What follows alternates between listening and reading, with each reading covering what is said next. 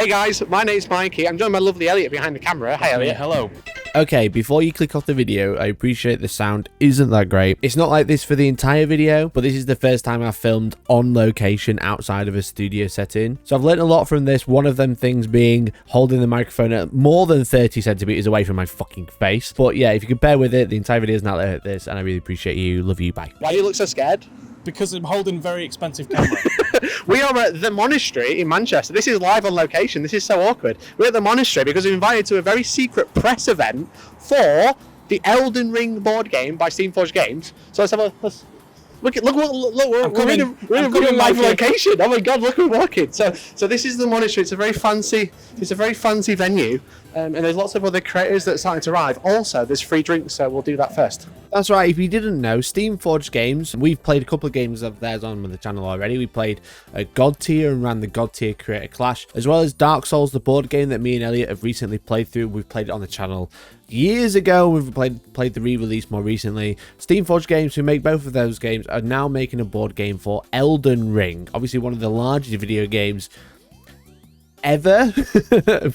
One of the most groundbreaking video games we've seen in the last 5 to 10 years, and they're making a board game version of it. We were invited along to a press event to have a look at like a prototype of the game ahead of the Kickstarter launch, which as of filming is today. Okay, we've had the free drinks now. Are you ready, Elliot? Yeah, I'm about to go in. You've lost something. Which way should I go? I don't know. I'll come this way. Watch out for... Shall I ask her about the pot man? Two high decks. No one needs that much decks. Shall I ask her what she thinks about men who wear pots and two swords? So we're here. We're actually going in now, and we've got a talk. And Elliot said he wants to play the Fire Mage mid game. I do, right? Yeah, I love casters. You just love casters. Yeah. Okay. Not about warrior builds at all. Okay, he's gone really quiet. He's gone very quiet, so it's really awkward. Very serious. Don't know what's going on. Okay. It's very ominous. YouTube, please don't copyright strike me for the Elden Ring soundtrack. It's with permission from Bandai, I promise. It's implied. It's implied by our Bandai. attendance. Yes. Okay. There's lots of congregation. I can see a call. Is that what we're here for? You reckon? What, the Crucible Knight? Oh no, maybe not him. This is a Nazar Hero's grave. Oh my god. We've got to fight him now. We'll fight him. And then Melania straight afterwards. I'll fight him. Elliot, I've heard you've been studying the blade. Been studying the blade. Is it this one by any chance? This one's too small for me. It's too small. The blade I've been studying is huge. Yeah, it's like at least 8 foot. How big? Very big? It's the gut sword. The gut sword. So the monastery is obviously this big, huge religious building, which really sets the tone. It's got a really good Elden Ring vibe before they dressed it up looking all cool. But essentially what it was kind of like a keynote presentation, but also a preview of some of the miniatures. Now, the miniatures are absolutely gorgeous, and the pictures and footage does not do them justice whatsoever. However, I will say that these are 3D prints and they are not the final product. So hopefully the quality still remains in the final product when it does hit the tabletop, but they are absolutely stunning on first reflection. But once we'd had a gawk over the miniatures, looked at the sword, had some pictures taken, you know, standard, we got a keynote presentation from the two CEOs and Sherwin Matthews, the lead designer of the game. A couple of housekeeping, just so we know. During the presentation, you can avoid taking pictures, cameras of the presentation itself. That would be appreciated. So obviously I could have filmed the keynote presentation as much as I would have liked. However, the main point to take away is that Elden Ring the board game is an adaptation of the video game, but it isn't a direct rip of the video game. Now, I'm not going to be talking too much about the gameplay or how the game mechanics work, because I was actually invited down to Steamforged HQ to talk to Sherwin Matthews, the lead designer, and that's going to be another video that's coming out later this week, talking exclusively about the game mechanics, etc. But this is more of a look at like what's included, what's in there, and what is it? The main gameplay is based around exploration, where you draw these tiles and lay them out, and you're essentially trying to explore Limgrave, and you know, much like you would in the video game, but you're exploring it in a board game scenario and trying to find resources or NPCs or equipment or anything like that, or even combat battles, which then the combat actually doesn't take place on the board. It takes place in this really unique, fun scenario, which is known as the quest book. And the quest book, essentially, you open up a certain page depending what combat you're actually entered in, and you place your model on there, and then you battle out in this book, which is a really unique system, but it's almost secluded, where if I'm exploring this land and Elliot is like joining a combat, he's in a combat, I'm exploring the land, and we take it in turns where I can keep exploring, Elliot can be in a combat, and if he's really struggling, I can be summoned into his combat to help him out. And eventually we all come together to fight the big bad boss, whoever that may be, whether that's Margit, whether that's the Beastman of Farum Azula, which you'll probably be seeing a lot more of soon. The whole point of it is we all join together and fight this boss, and our quest books combine to create this ultimate battlefield, this larger battlefield. And this is where we'll actually fight the boss, with our quest books coming together to create a larger game. So it's an Elden Ring board game, but it's a tile system, but the combat is in a book. So it's Elden Ring, the book tile board system game. Now, the main takeaway is that Elden Ring is a massive game. It is a humongous open world adventure, and this board game is trying to capture the essence of it, but in a unique way.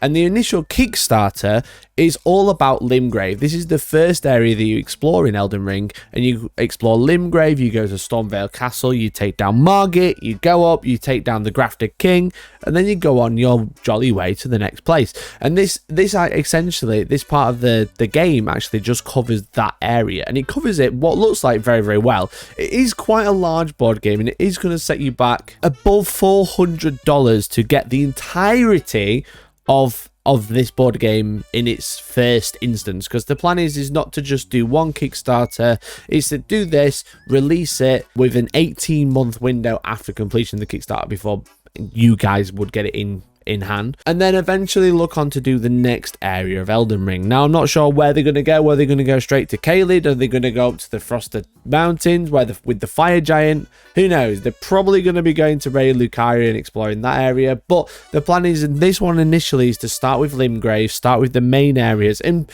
Elliot rightly said he kind of feels like they've brought the main cast rather than kind of doing everything in one board game, where they get Margit and then they skip straight to the Fire Giant, then they got Radahn, and that's it. You know, they want this to be big, and the campaign itself plays through where you essentially, the way they've wanted to do it is there's like a level cap. Obviously, the whole point of Elden Ring is to grow a character, dex it, suit it out with some cool looking fancy armor, and go on your way to fight any boss that you can find. Now, what they've done is this is all part of a narrative campaign system, where the first part is you are exploring Limgrave up to a certain level, and then you have essentially like a minor level cap, right, so you don't end up over leveling. But once you've completed this campaign, which supposedly has hours and hours and hours of gameplay, 90 hours in the all-in gameplay, this is what the keynote said. So there's 90 hours of gameplay in this initial wave of Elden Ring content for the board game.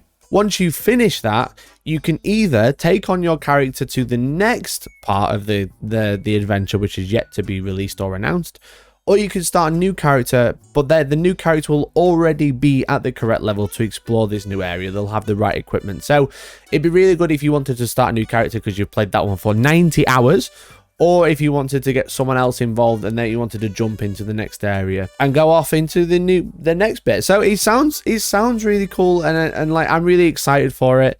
Again, I've played a couple of games now, and I've watched a lot of demo games. I was actually part of directing a lot of filming of demo games at Steamforge HQ whilst I was there. They asked me to go down and help film all of these games, so I've seen quite a lot of it, and I am very, very excited for it. They haven't paid me to tell you to go and look at the Kickstarter, but there is a link in the description, and they are tracking it, so if you want to go check it out, that'd be really cool, because I'd really, really like to be heavily involved in this project, because it does look very, very cool. So there you go, that's a little preview on Elden Ring, the board game. As I said, it's going live today. I'm not 100% sure on the time as this video goes out, but there is a link in the description so you can go have a nosy. If you're an Elden Ring fan, it's a no-brainer to go have a look at this. If you're interested in board games, then you may as well have a nosy. It might be something right up your street. If you've never played a board game before, then maybe this isn't for you, but you can always have a look. I'd definitely recommend it because I think it's a great game, it's a great system, and it is all prototype at the minute and everything looks really good. So I'm excited to see where it goes from prototype to final design. And if you like this sort of content, then do let me know. As I said, I've got an interview with Sherry Matthews, the lead designer, about the gameplay, about the mechanics, and just how it all works and comes together.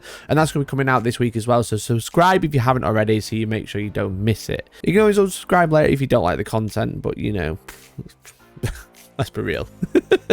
So that's it. So thank you very much for watching.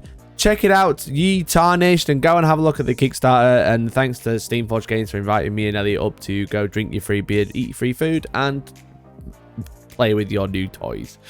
So thanks for watching, and hopefully I'll catch you in the next one. Bye!